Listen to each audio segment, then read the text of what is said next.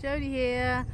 Slightly better backdrop today. We're just on a little walk by the canal. So I wanted to give you some more tips towards BETT, because I think this time of year in December almost, everyone's going to be starting gearing up for BETT. You've probably booked your stand, you're thinking about how excited you are, maybe it's your first year at BETT, and one of the big things that people are going to be trying to do this year is sell directly to MATs, to multi-academy trusts, because the idea of selling to 10, 20, 30, 40, 50 plus schools at once sounds like a fantastic idea, great opportunity, get the investors off your back for a bit, get some funding in, but you've got to be really careful about approaching MATs if you're not ready or if you take the wrong approach. So we're going to think about some of the different approaches and also some of the pitfalls of trying to sell directly. Now, first of all, they're not going to be green about this. They know that you're going to want to sell directly to lots of schools. What they're going to be looking for is it cost efficient for them to do so? What's in it in terms of economies of scale? Because for them, that's the benefit. So absolutely, MATs want to look for a deal as well, and they want to get on board with something that's going to benefit all their schools if they can put in place the economies of scale. Now, some multi-academy trusts will allow a lot of autonomy to their schools to pick certain things, but then they might want to harmonise other things. So think first of all whether your product even fits into harmonisation. Is this something where you can offer the a MAT eye view of all the schools so that they're able to collate data efficiently? Are you able to offer something that will make sure that they've got really good teaching and learning across the MATs using your product?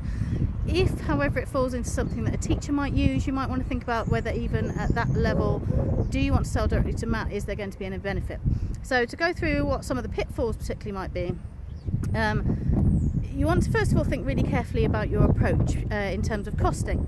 Now, it might, as I say, sound really exciting to sell to 50 schools at once, but that potentially, if that was 50 schools with 30 teacher users, you're looking at 1,500 users coming on board at once, if you're going to roll it out across a whole MAT. If you're talking about getting pupils on board, you're talking about potentially an average of 1,000 pupils per school, 50,000 new users suddenly adding to your system. So the first thing you've got to think about is, are you even prepared for that? If you're not, there's going to be some development involved. There's going to be some maybe new hires that you need to take on, some people you need to employ, whether freelance or full-time, who are going to help to manage that for you.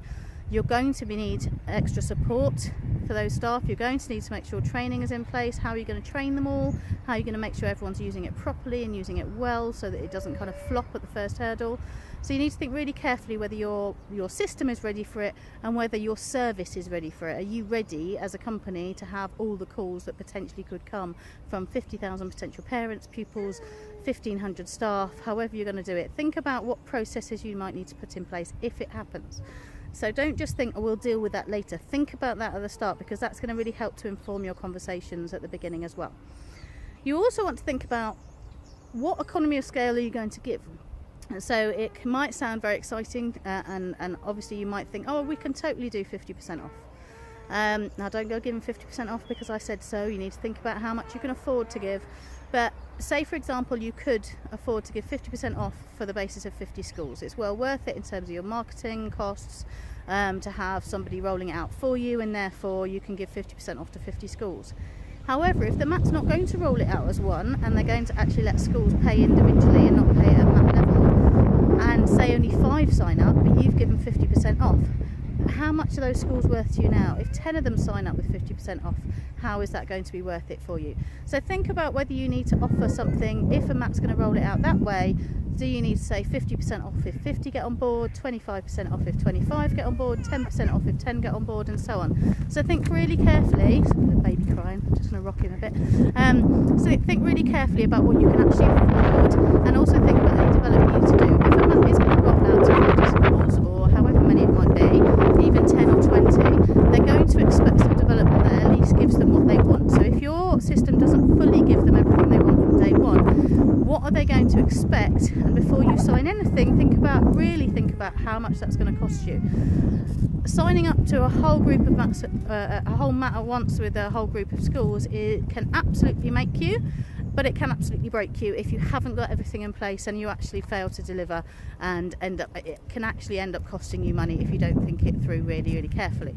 So before you get to BETT, think really carefully about what can you offer, how much can you afford to offer, and if it happens, what's going to be the next steps? What are you as a company going to need to do? How much money will you need up front to enable you to do it?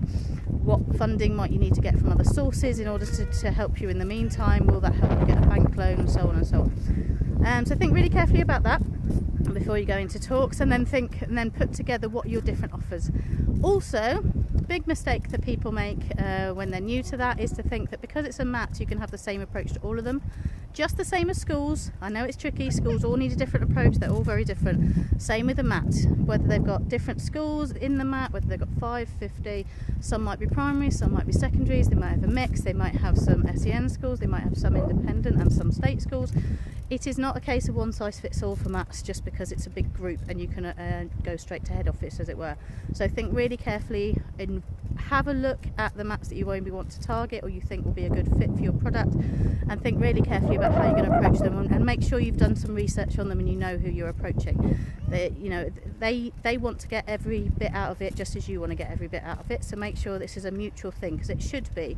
A deal with a mat should be a really mutually beneficial partnership, and it should be a partnership and be seen as that. So make sure you start your talks off on the right foot, make sure you've done your research, make sure you're prepared for what you might need to give away, and you're prepared for what you might need to do in order to make this really beneficial for you as well. Okay, any questions about that, give me an email, jodie@lovedtech.uk. So jodie@lovedtech.uk. Have a look on the website, and there should be links on this YouTube channel, I think. I'll put some on later if not, still busy setting it up. So thanks for listening, take care.